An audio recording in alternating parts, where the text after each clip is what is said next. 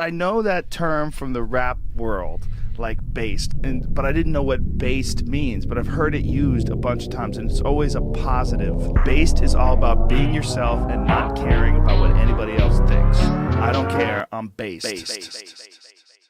Petty for president, racing and leveraging, facing competitors. I'm not the regular petty for president. You are not ready yet, serving, I represent. Trust me with all respect, petty for president. Moving protected, yes, no losing delegates. Seats in my homies, man's petty for president. Black me my leather, yes, no speech impediment. TV like Letterman, petty on podium, powerful present. All right there. Hi there, Hogatha.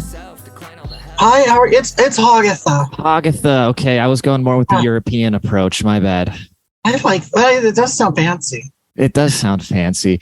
Thank you so much. Thank you so much for joining me on the Based podcast, because you have so many fans across so many different spectrums of people and in so many different areas of the internet. And I'm just really happy that you're here to join me today and kind of just talk about what we got going on over here.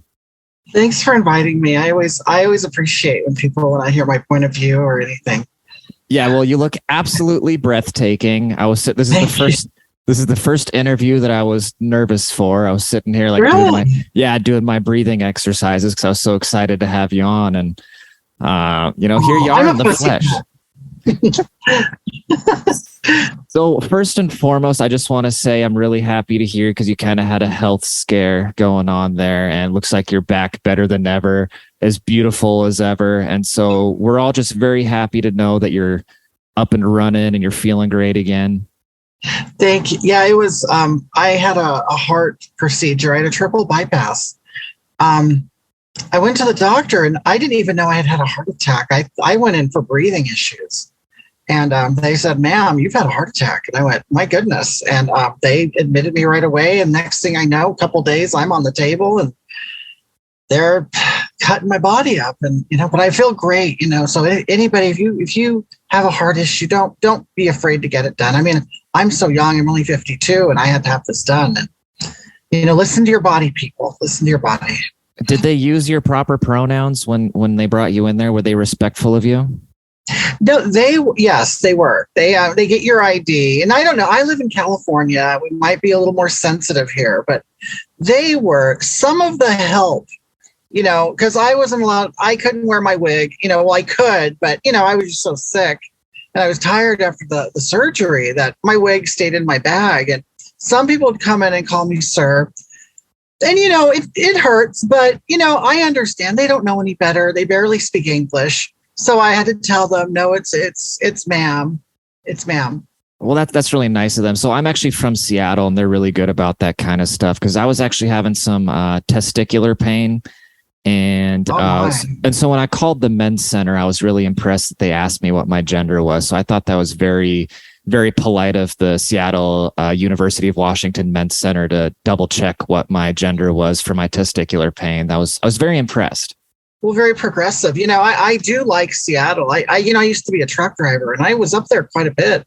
Really? I went all the way up to Bellingham. Or is it Bremer? Bellingham is up there, isn't it? Yeah, it's a little college town. It's kind of a mini Seattle. Yeah, I went up there. I went out to Port Angeles, was it? Yeah. I think you could almost see Canada from there. But, I've been all over that state. Beautiful. Seattle's wonderful. That's all. You're a well-traveled woman as well, then. Very cultured.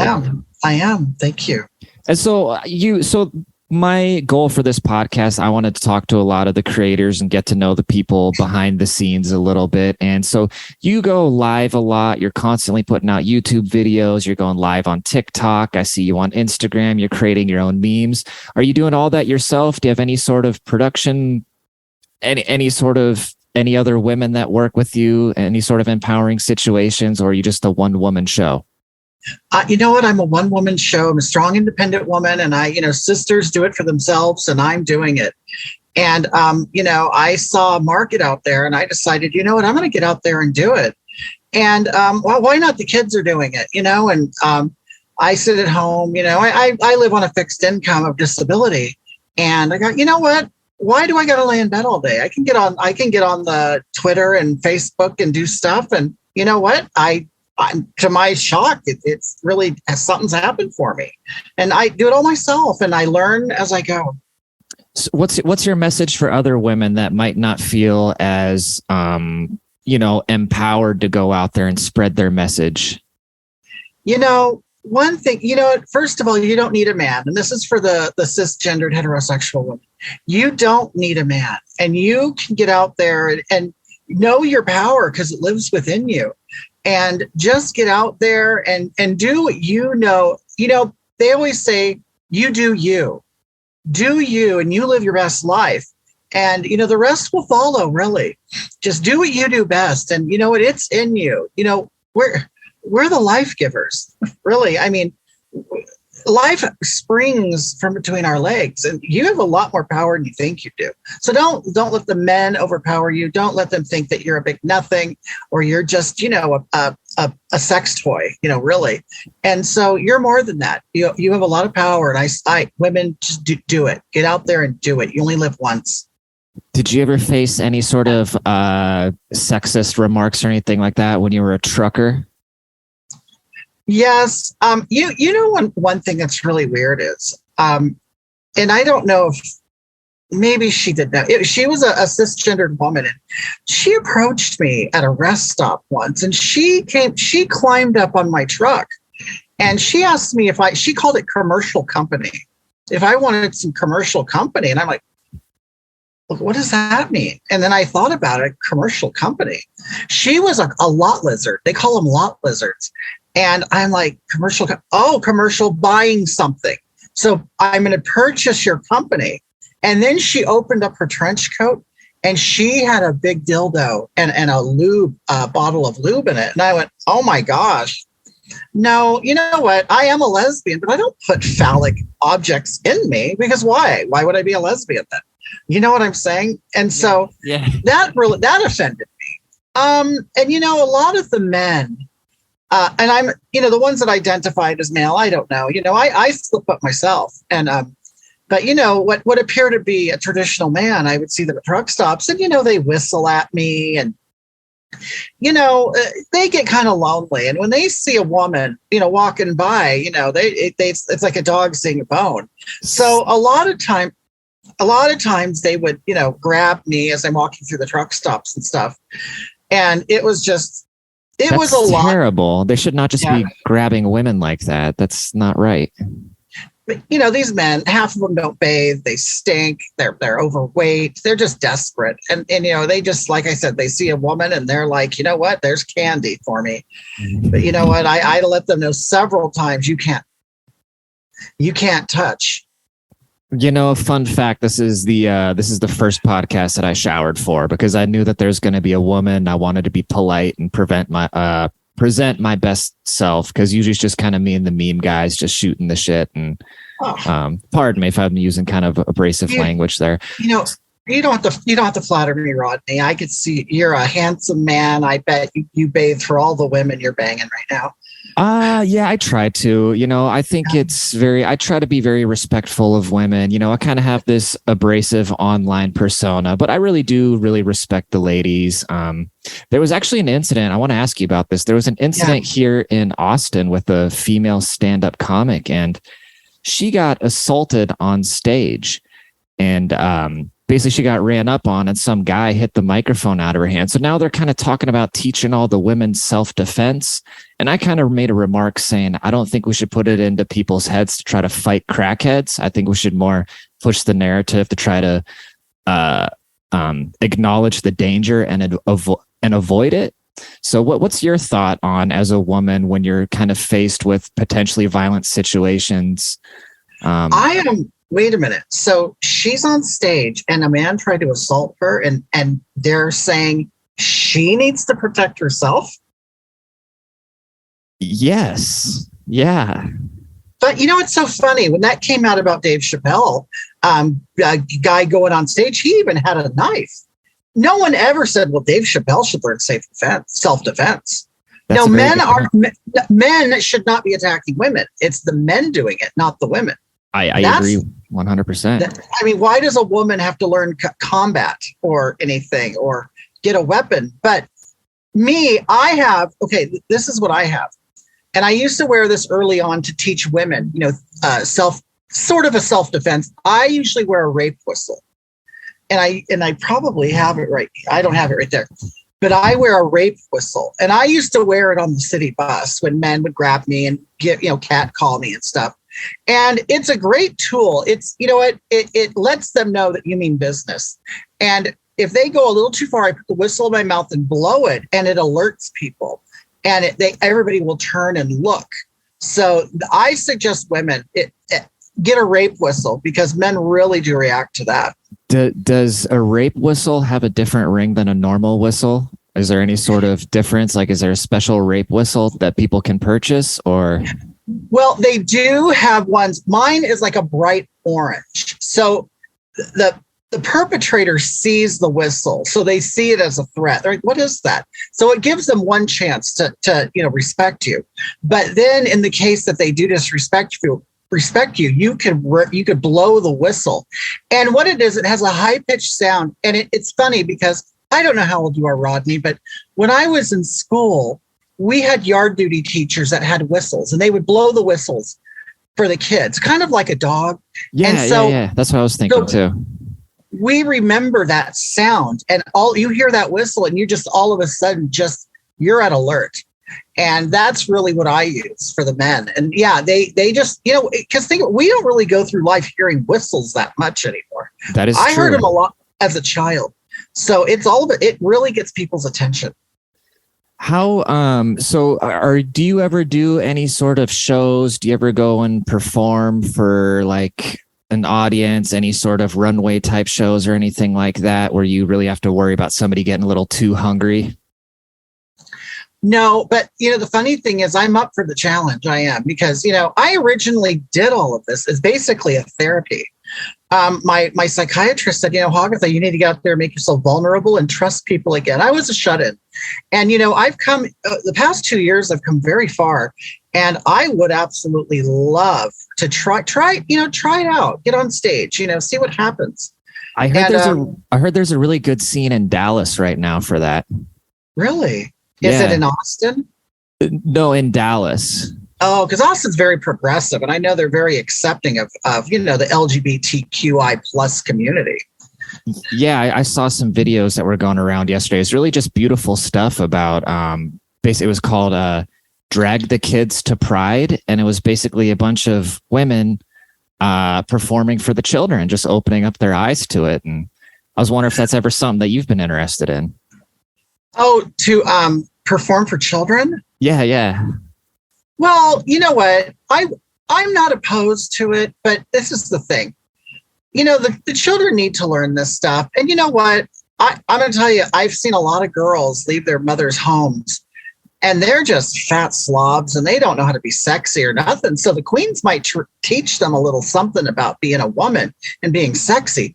But the thing is, I personally wouldn't, because you know what? Kids, they eat their boogers. They don't bathe. They're usually unruly. And for me personally, I don't want to be around children. I just, they're spit on them. They want attention from you. And you know what? I want all the attention. I do. It's about me when I'm on that stage. But there are queens that are made for it. I recently saw one of this little girl. It looked like an important moment in her life.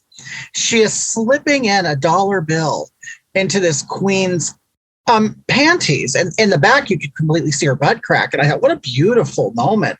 And the parents were recording it on their cameras. And I'm like, wow, that, you know what? I hope they show the family that at Christmas time, because that's really an important moment in that child's life. The first time she slipped a dollar bill in the panties of an almost naked drag queen. I thought, we've come so far. We really have. That is such a beautiful moment.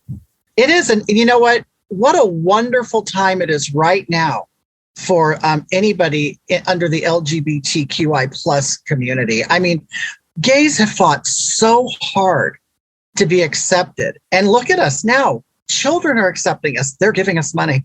And I mean, it's wonderful. I mean, they don't really need the money if you think about it. Their parents will just give them more. So if they just give you the money, nobody's really losing there. It's only winning, And well, no. And and performers appreciate that because a lot of people don't realize that a lot of these performers are poverty stricken. I mean, they spend all their money on drag and drugs and alcohol because it takes a lot to stay awake, at the club all night. See, I saw that drag queen was probably at a brunch show, and usually the drag queens are up all night. They don't go to bed till the sun comes up. So, that drag queen was really putting in some hours, getting up that early. She probably didn't even go to sleep. Probably just rolled out of bed, with her boyfriend or whatever. Or what, a lot of them are prostitutes, and a lot of people, they're working women. A lot of people don't realize how hardworking they are. Well, that's just, today's day and age, women just have to work with the economy. It's hard to just have a one income household, which how do you feel about traditional gender roles?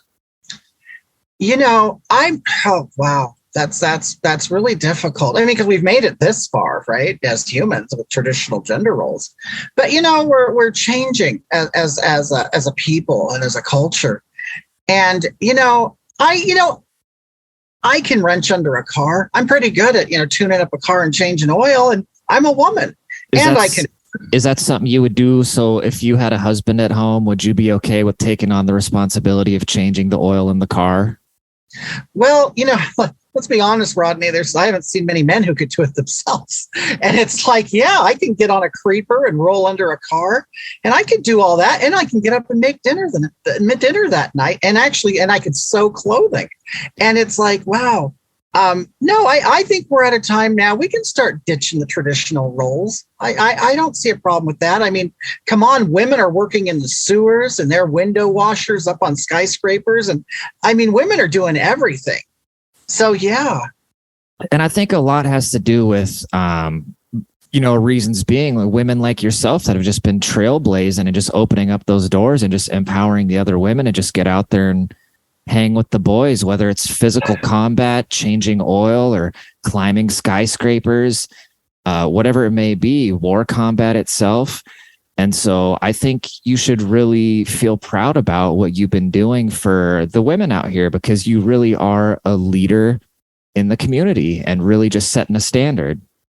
Thank you. I appreciate that for you recognizing that. And I'm going to let you know something. It's more than just women. It's LGBTQ plus women.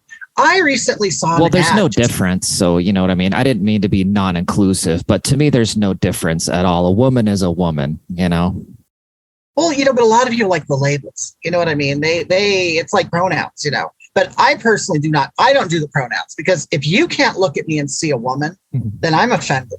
I mean, I'm a woman. There are people who think I'm trans, and I'm not trans. It's like, I know I'm a biological woman.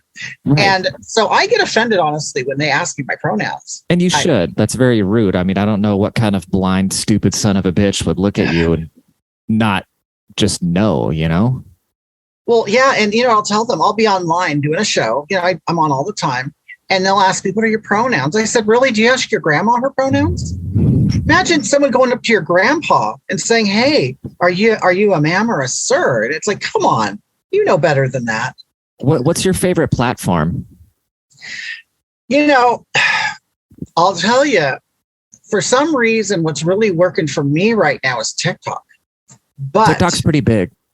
You know what? I had 40,000 followers, and they finally banned me permanently. Why is that? Because I think they're sexist. I think they're misogynistic, and I think they're homophobic. And that's really, they accuse me of nudity and adult conversation type of things. And it just does hateful speech. I got called a racist for wearing this necklace. And it's like, really? What does your necklace say? Oh, okay. That's pretty cool. Well, and the thing is, they don't even recognize, they want to see the evil intent and everything. This is to remind the people of color, I recognize my privilege. I know I'm a privileged woman. I mean, I check it daily. And this is a sign for you, people of color, that I know my privilege and I see your disadvantage. Okay? This is about me telling you this is a safe place and a safe space. I recognize my privilege. And that's half the battle. White people just won't recognize the privilege. This is also a sign of shame, like the Scarlet Letter. I know I have privilege. And this is to make you feel good.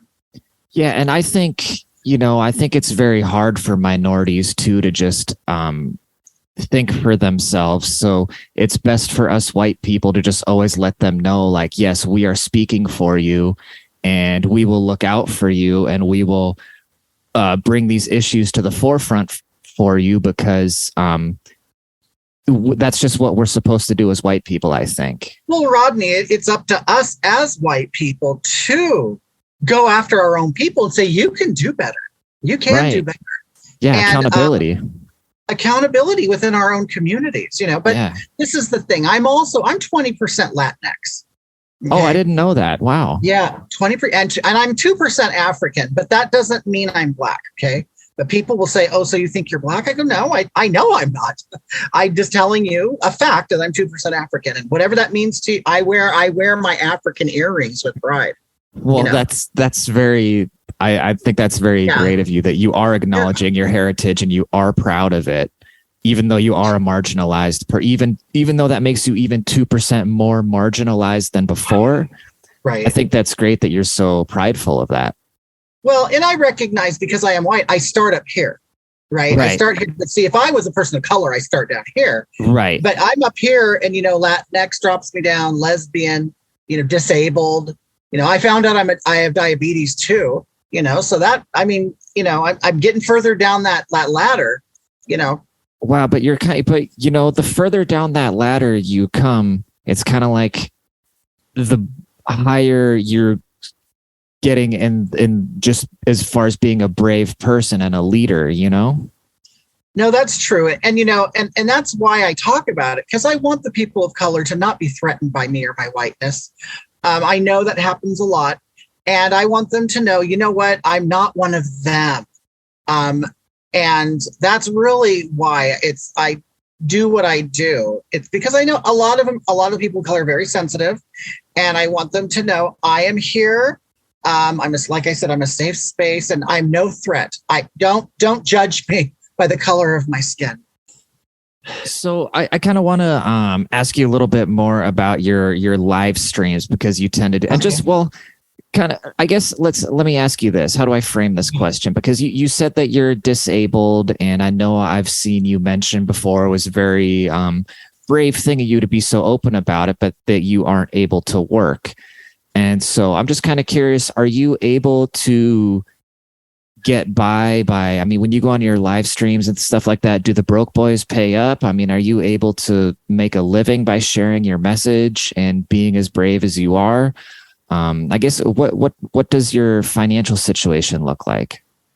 Well, I do get disability, and I do make a little bit of money. I've reached a point where I do make, if people watch my videos on Facebook and YouTube, I get a little bit of money from the ads, and it's not that much. I have some regulars that'll super chat me on YouTube.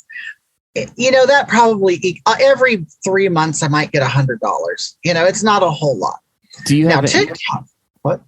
Oh, I was just curious. Do you have any sort of control over what sort of ads are running on your platform, just to make sure they are, like LGBTQ aligned, or, companies that are in fact participating in Pride Month? Do you have any sort of control over which advertisers you work with, or is that just all just kind of luck of the draw? You know what? You brought up a great topic. I have no idea what kind of ads I have running.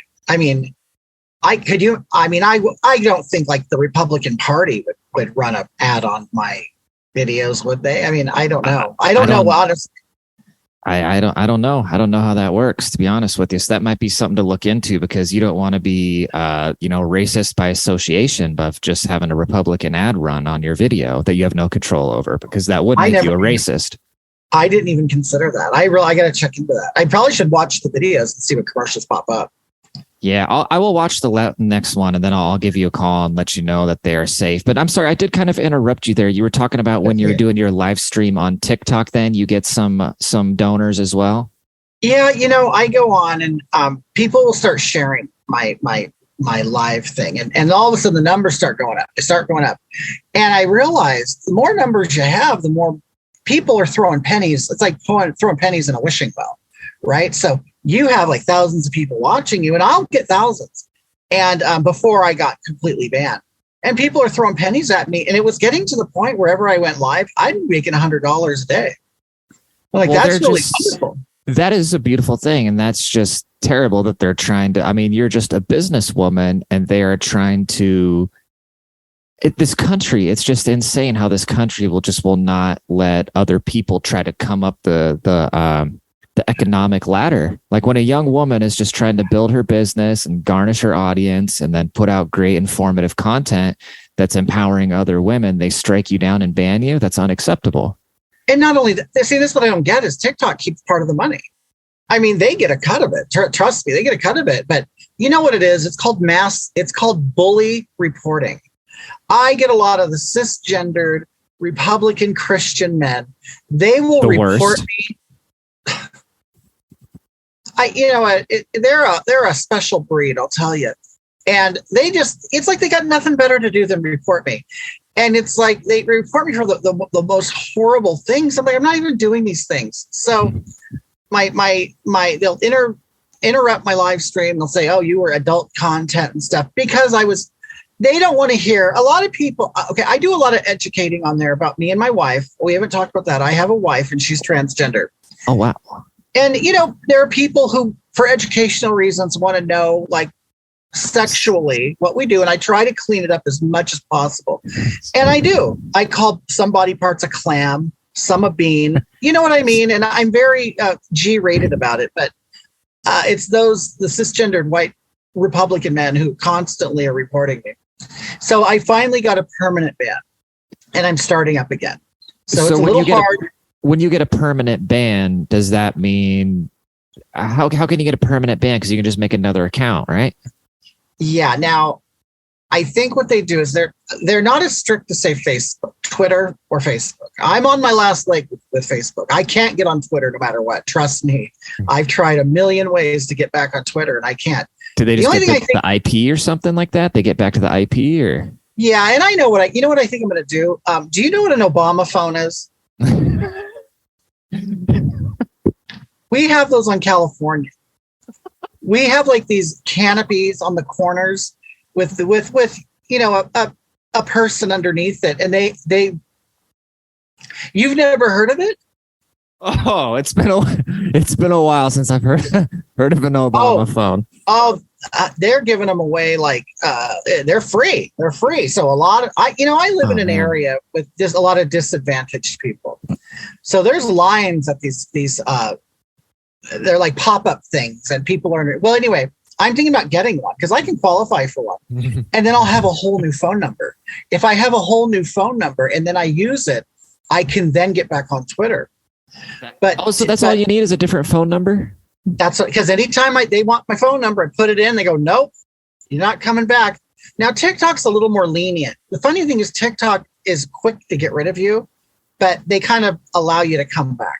Yeah. And so I get a lot of videos get nuked on there. But so what's frustrating is it'll catch a lot of traction, but then as it's hitting the algorithm, it'll get deleted.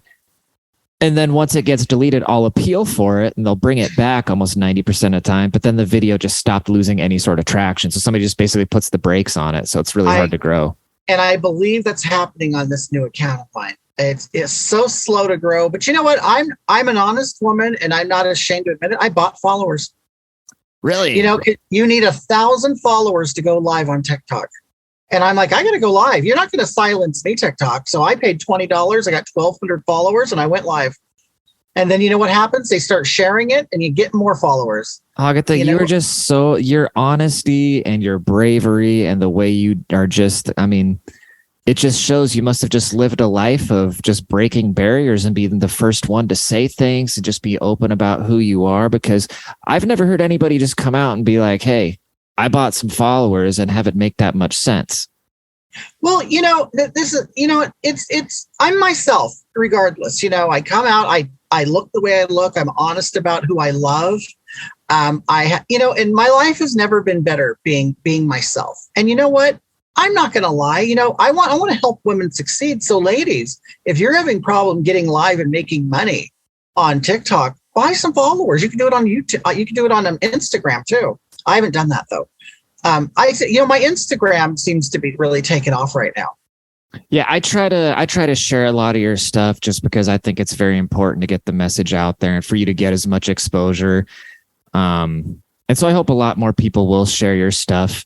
I do kind of want to ask if you don't mind about your wife. So your wife is transgender. Yes. And so, does she identify as transgender, or is she an obvious woman like you are?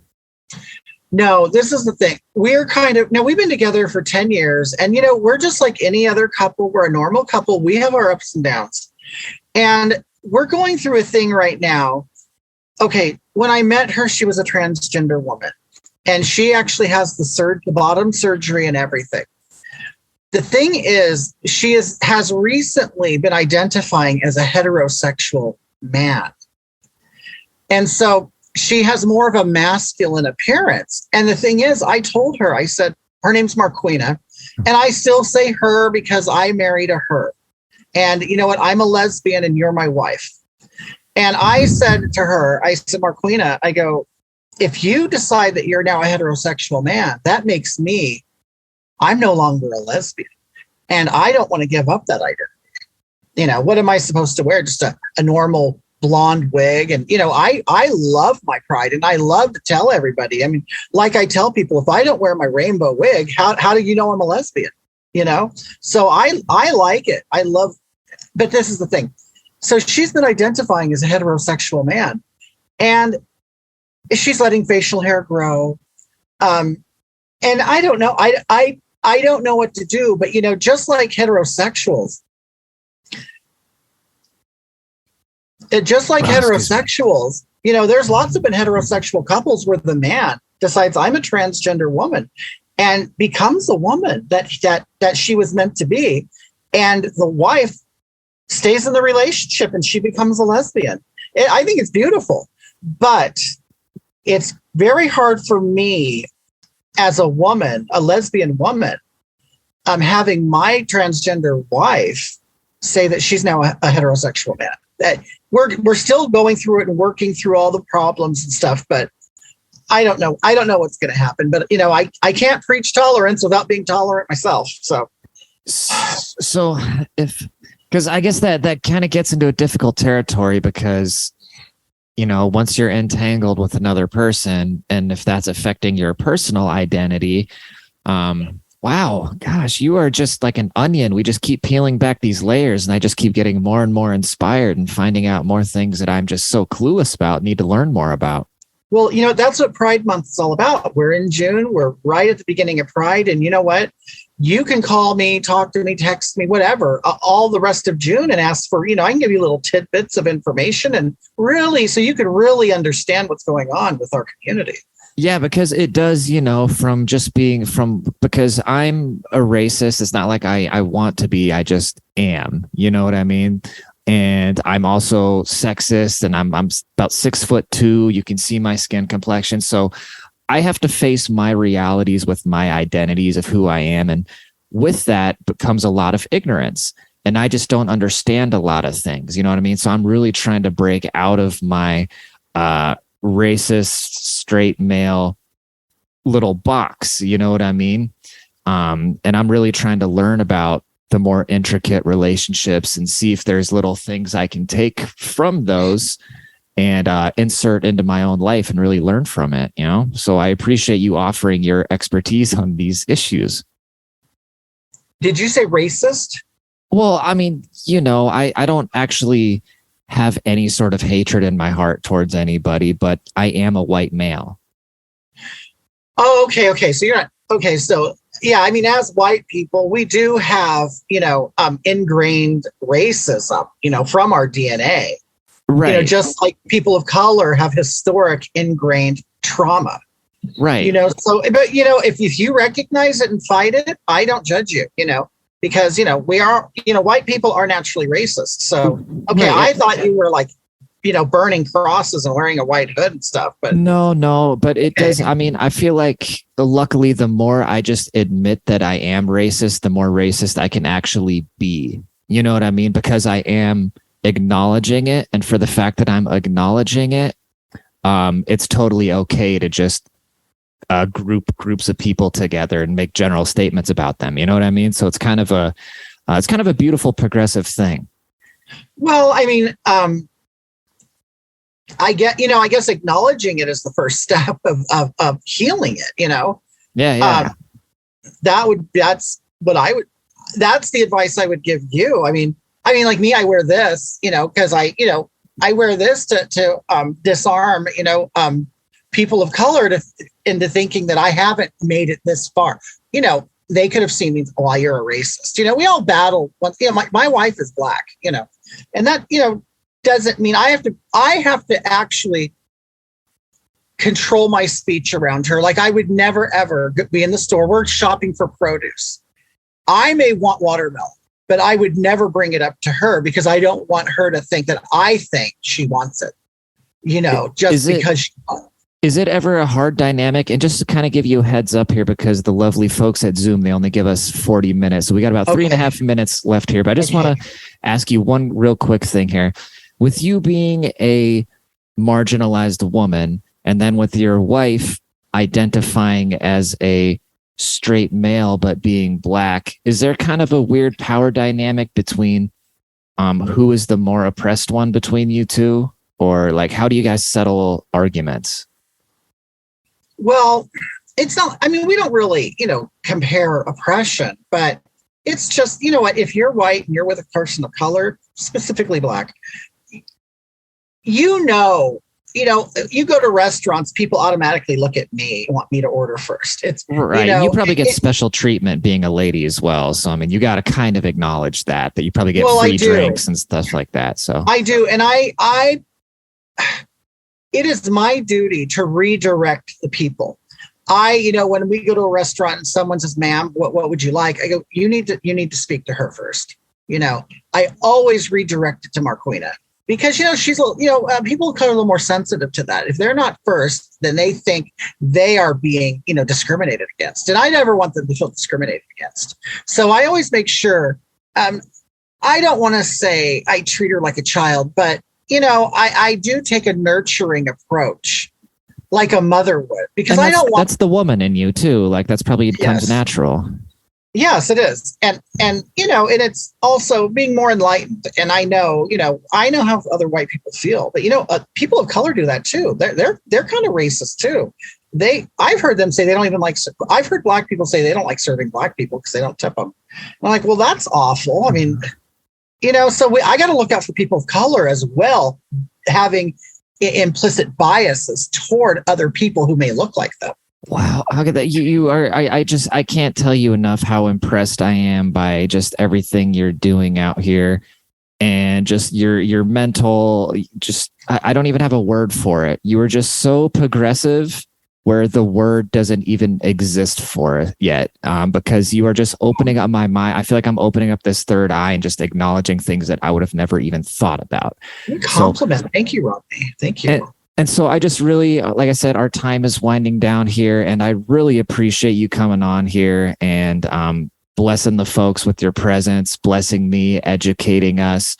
Like I said, you look so stunningly beautiful today. You were so elegantly spoken. Oh, thank you so much. And I will be sure to hop on some of your live streams and get some more information. And just thank you so much for coming on.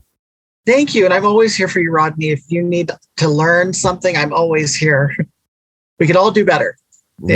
I think that's the lesson of the day is we can all do better. Well, happy Pride Month. Wow, that's hard to say. Happy Pride Month, Hogatha. And you have a great rest of your week, okay? Thank you. All right. Take care. You too. Bye-bye.